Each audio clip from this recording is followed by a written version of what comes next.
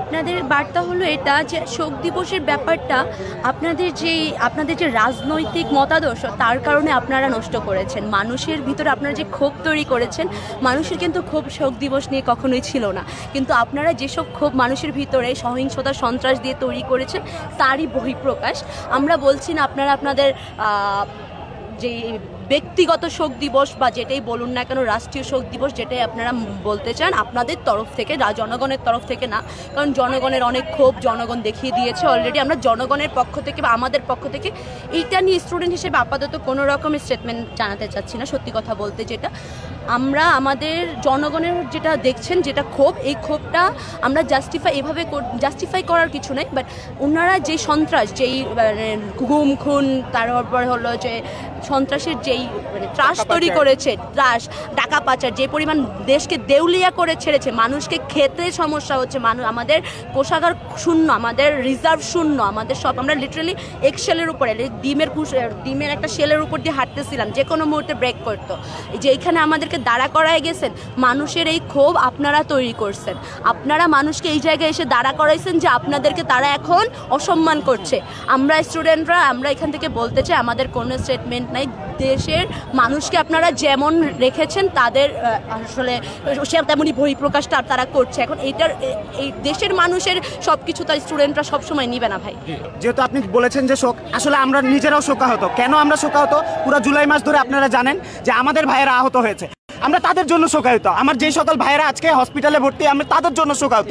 যেই মা হারারা যাদের ছেলে মারা গেছে, যাদের বোন মারা গেছে, যাদের পরিবারের ছোট ছোট বাচ্চারা হেলিকপ্টারের গুলিতে ছাদে মারা গেছে, আমরা তাদের জন্য শোকাহত। আমার এই সকল ভাই বোন সবার জন্য শোকাহত। আমরা কোনো ব্যক্তি শোকের জন্য না, আমাদের এই আন্দোলনে যারা শহীদ হয়েছে, যারা আহত হয়েছে, যারা এখনো মুমূর্ষভাবে যারা হসপিটালে চিকিৎসা নিচ্ছে, আমরা তাদের সকলের জন্য শোকাহত।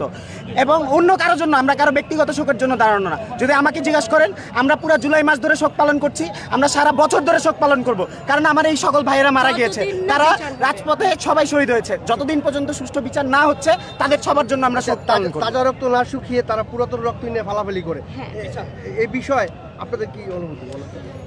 দেখেন, আসলে তারা যেটা করেছে, তারা আগে থেকে আমাদেরকে একটা ভ্রান্ত ধারণার মধ্যে রেখেছে। তারা তাদের পারিবারিক শোককে আমাদের সাথে, পুরো মানুষের সাথে এক করে দিয়েছে।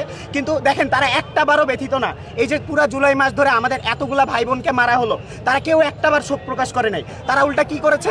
তারা প্রতিবার চেষ্টা করেছে এই জিনিসটাকে ধামাচাপা দেওয়ার, প্রতিবার চেষ্টা করেছে এই জিনিসটাকে লুকানোর জন্য।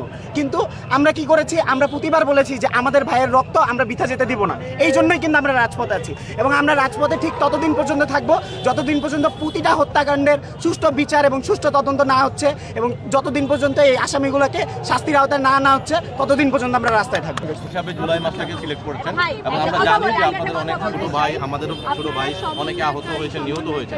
তাদের বিচারের বিষয়ে আপনারা কি ধরনের পদক্ষেপ নেবেন, এবং তাদের শিক্ষার্থীদের পক্ষ থেকে?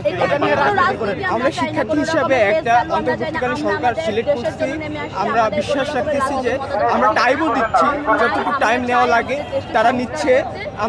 আমাদেরও বিশ্বাস আছে যে ব্যক্তিগত না, আমরা সবাই সবাইকে সহযোগিতা করে, সাহায্য করে, যে বিচারের আয়তায় যেভাবে আনা যায় ওভাবে তারা আনবে।